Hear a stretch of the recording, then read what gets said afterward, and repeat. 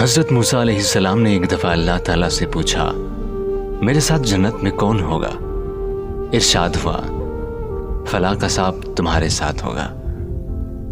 حضرت موسیٰ علیہ السلام کچھ حیران ہوئے اور اس قصاب کی تلاش میں چل پڑے۔ وہاں دیکھا تو ایک قصاب اپنی دکان میں گوشت بیچنے میں مصروف تھا۔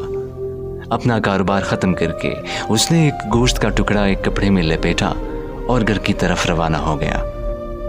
حضرت موسیٰ علیہ السلام نے اس قصاب کے بارے میں مزید جاننے کے لیے بطور مہمان گھر چلنے کی اجازت چاہی۔ گھر پہنچ کر قصاب نے گوشت پکایا، پھر روٹی پکا کر اس کے ٹکڑے شوربے میں نرم کیے اور دوسرے کمرے میں چلا گیا، جہاں ایک انتہائی کمزور بڑھیا پلنگ پر لیٹی ہوئی تھی۔ قصاب نے بمشکل تمام اسے سہارا دے کر اٹھایا، ایک ایک لقمہ اس کے منہ میں دیتا رہا۔ جب اس نے کھانا تمام کیا تو اس نے بڑھیا کا منہ صاف کر دیا۔ کھانا کھا کر بڑھیا نے قصاب کے کان میں کچھ کہا، جسے سن کر قصاب مسکرا دیا اور بڑھیا کو واپس لٹا کر باہر آ گیا۔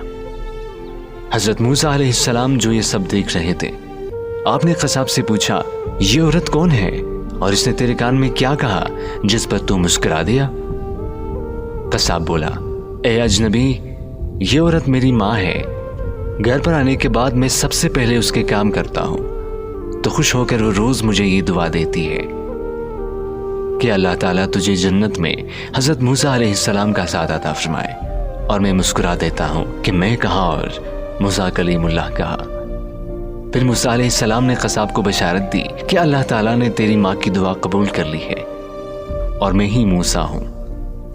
اللہ پاک ہم سب کو اپنے والدین کی خدمت کرنے کی توفیق عطا فرمائے، آمین ثم آمین۔